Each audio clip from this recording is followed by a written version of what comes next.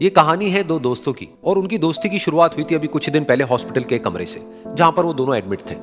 तो दोनों में से जो एक था उसको अभी कुछ ही दिन पहले एक पैरालिसिस का अटैक आया था, जिसकी वजह से गर्दन के नीचे की उसकी पूरी बॉडी पैरालाइज हो गई थी और वो अपनी एक उंगली तक नहीं हिला सकता था।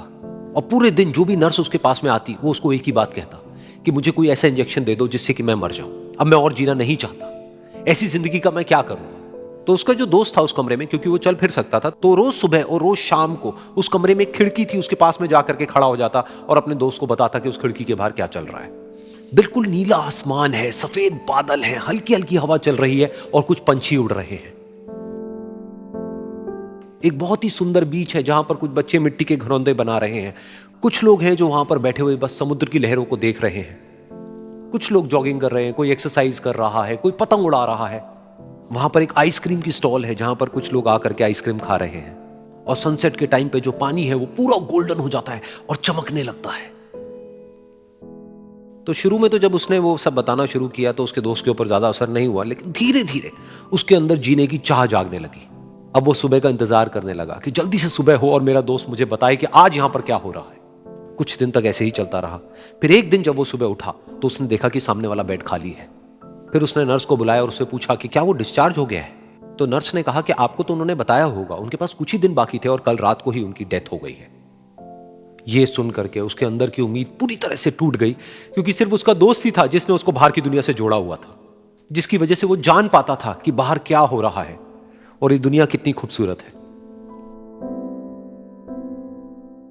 तो कुछ दिन तक तो वो रोता रहा और उसने जीने की चाह छोड़ दी। लेकिन दूसरी ही तरफ से उसके अंदर कहीं ना कहीं एक नई चाह पैदा हुई कि काश मरने से पहले एक बार मैं खुद अपनी आंखों से देखूं इस खिड़की के बाहर कि दुनिया कैसी है। जैसे जैसे उसकी ये चाह बढ़ने लगी, उसको अपने अंदर एक अजीब सी एनर्जी महसूस होने लगी। और फिर एक दिन उसने अपनी पूरी ताकत लगा दी और किसी तरीके से वो बेड से नीचे गिरा और पकड़ पकड़ करके किसी तरह से उस खिड़की तक पहुंचा। फिर उस खिड़की को पकड़ करके वो खड़ा हुआ और खिड़की के बाहर देख लिया। लेकिन खिड़की के बाहर देखते ही वो गुस्से से भर गया। उसने जोर से नर्स को आवाज लगाई और जैसे ही नर्स आई उसने नर्स से पूछा, ये तुमने क्या किया, ये खिड़की के बाहर काली दीवार क्यों खड़ी कर दी।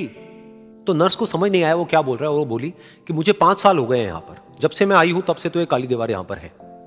तब जाकर के उसको समझ आया कि उसका वो दोस्त उससे झूठ बोल रहा था।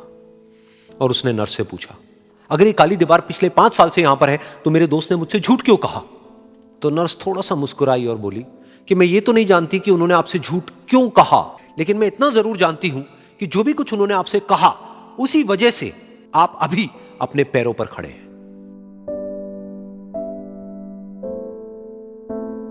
तो इस कहानी से हमको यह सीखने को मिलता है कि जो हमारे शब्द हैं, जो हमारे वर्ड्स हैं, जो हम अपने मुंह से बाहर निकालते हैं, उसमें इतनी पावर है जिसकी कोई हद नहीं है। वो किसी आदमी को गिरा भी सकते हैं और उसको उठा भी सकते हैं। तो अब आपके ऊपर है कि आप अपनी इस पावर को यूज करते हो या मिस यूज करते हो।